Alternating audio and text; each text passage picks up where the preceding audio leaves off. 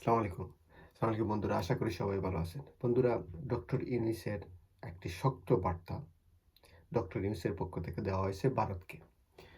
ভারতকে মিনস ভারতের mainstream deep state যারা দেশ চালান তাদেরকে, এবং যারা পলিটিশিয়ান বিজেপি বলেন, আরএসএস বলেন, কংগ্রেস বলেন, তাদেরকে বোঝানোর জন্য আশা করি তাদের বোঝা উচিত। উনি কি বলছেন?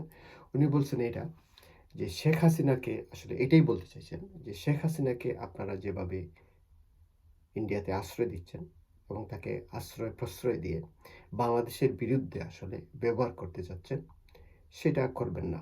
সেটা আমাদের দুদেশের সম্পর্কের জন্য ভালো হবে না। আসলে একজন সরকার প্রধান যখন কথা বলেন তখন এভাবেই ভদ্রভাবেই কথা বলেন, এবং এর চেয়ে এই যে সামান্য কথা যে উনি ওখানে বসে কথা বলছেন, আমাদের দেশের ভিতরে বিশৃঙ্খলা সৃষ্টি করার চেষ্টা করতেছেন, বিভিন্ন কূটকৌশল করার চেষ্টা করছেন, যেটা আমাদের দেশের জন্য ক্ষতিকর।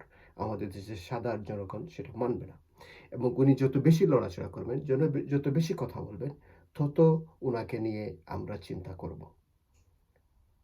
আর যদি উনি চুপ থাকেন তাহলে হয়তোবা আমাদের জনগণ ভুলে যাবে।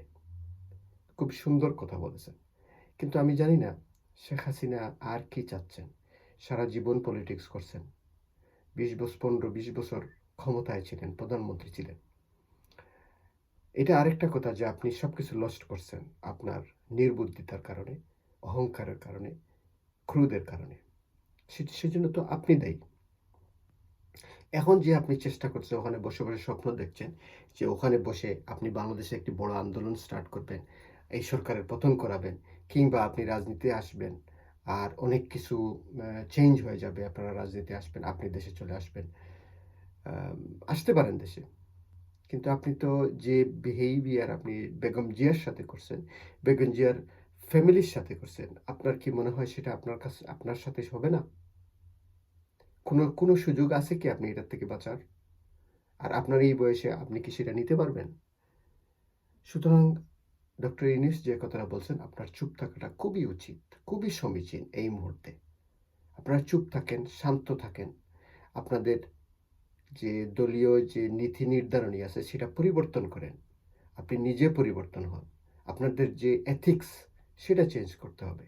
কারণ গত 15 বছরে আপনারা আওয়ামী লীগের যে এথিক্স ছিল সেটার থেকে সরে আসছেন। এটার সাফার তো আপনারাই করবেন। আর এটার থেকে পরিবর্তন হইতে হলে আপনাকে চুপ থাকতে হবে। চুপ থাকার কোনো বিকল্প নেই এই মুহূর্তে আওয়ামী লীগের নেতৃবৃন্দের। আপনার কথায় কে এসে দাঁড়াবে এখন? কারো কোনো ভরসা আপনার উপরে নেই। আপনি লক্ষ, লক্ষ নেতাকর্মীকে রাস্তায় ফেলে, বলতে গেলে রাস্তার মাঝখানে রেখে চলে গেছেন আপনি আপনার জান নিয়ে। আপনি কেন দেশ থেকে পালিয়ে যেতে হয়েছে কেন? নিশ্চয় আপনি এখানে নিরাপদ মনে করেন নাই এইজন্য। পুরো দেশ আপনার বিপক্ষে। পুরো দেশ আওয়ামী লীগের বিপক্ষে দাঁড়িয়েছে। সুতরাং ভারতকে যে বার্তা ডক্টর ইউনূস দিয়েছেন, আশা করি ভারত সেটা শুনবে। আর যদি না শুনে তাহলে ভারতের সাথে আমাদের সম্পর্ক সুন্দর রাখা, স্মুথ রাখা, সাবলীল রাখা খুবই কঠিন হয়ে দাঁড়াবে। খোদা হাফেজ। God bless Bangladesh.